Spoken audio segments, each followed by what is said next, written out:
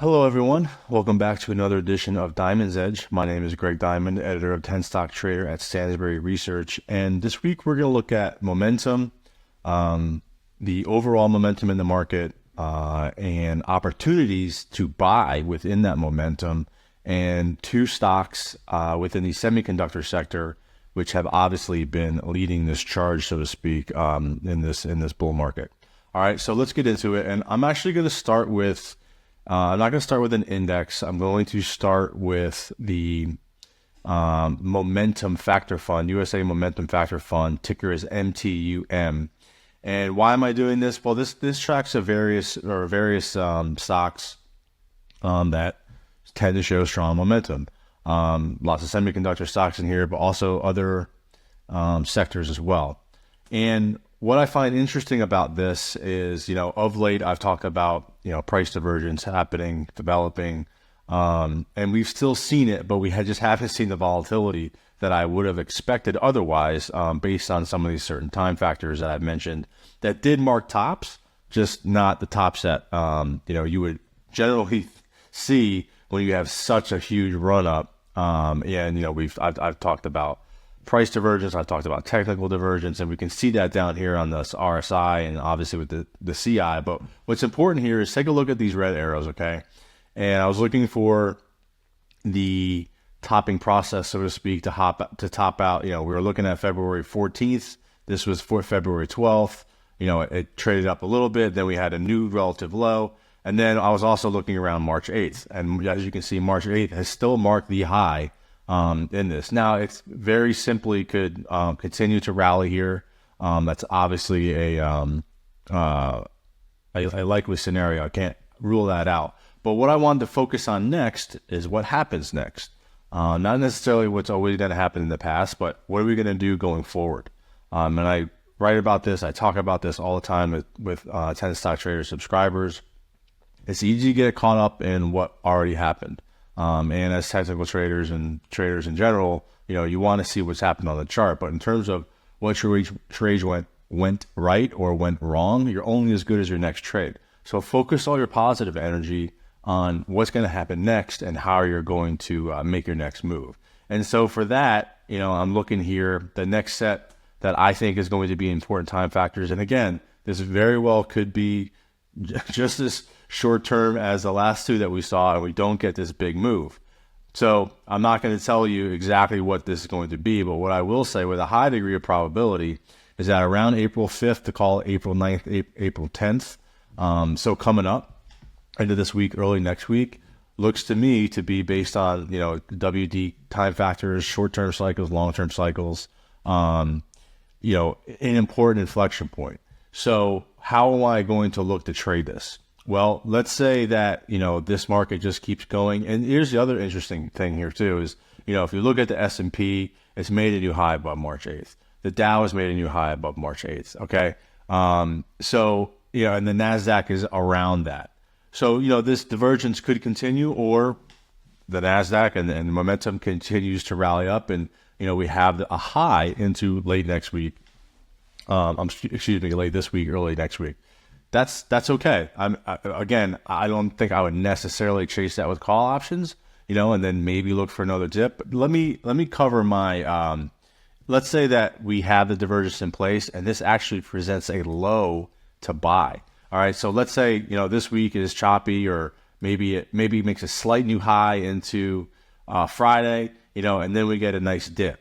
So if we get this dip, this is what I'll be looking for, something like this. All right. And I'll clean this up for you real quick. Here we go. So let me zoom in here. And this is what I would be looking for. So, pretty simple stuff here. Long-term trend from the low last fall, and then an intermediate trend here.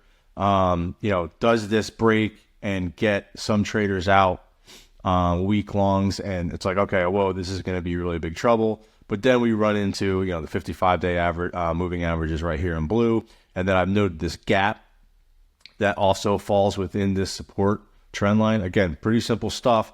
I would also look for an oversold or divergence between the RSI and the composite index. So there's a few things that I would be looking for. And again, I would be looking to buy this dip if we see this low into whether it be late next week, early next week. late this week, early next week. That would be something I would look to buy.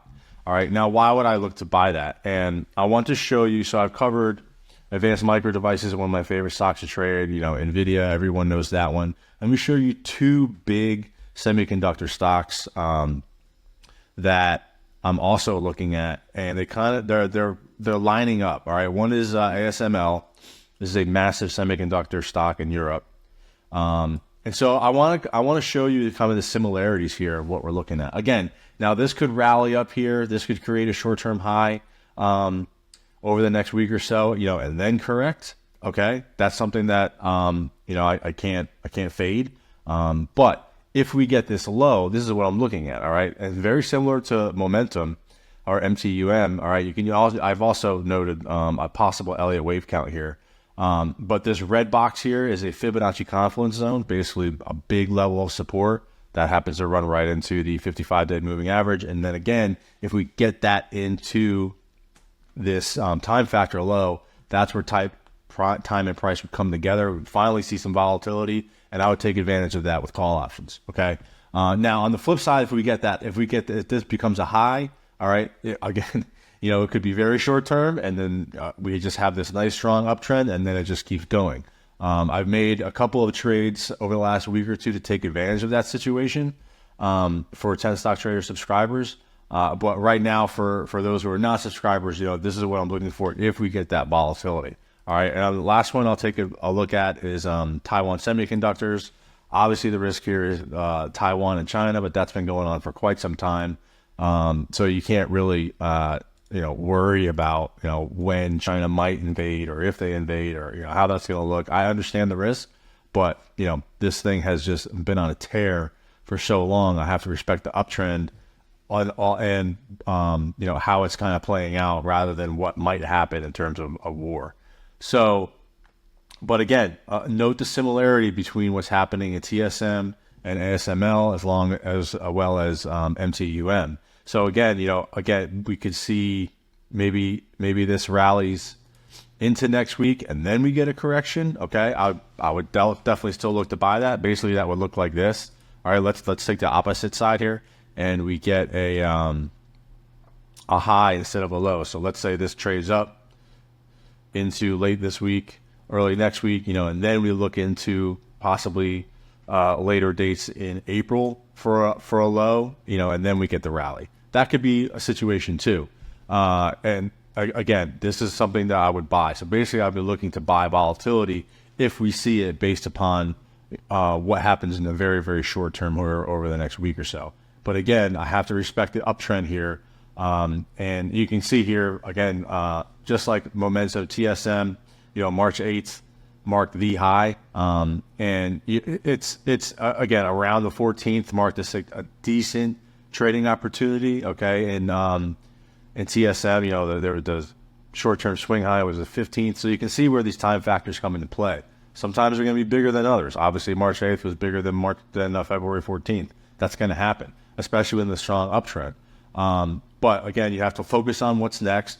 So what I'm looking for next is whether we get a high, short-term high that marks a possible opportunity to see even more volatility to buy, or we get a really short-term low over the next week or so that really gives me a great opportunity to buy some call options. So that's what I'm looking for over the next few days, and I'll be back with more to share next week. Thank you.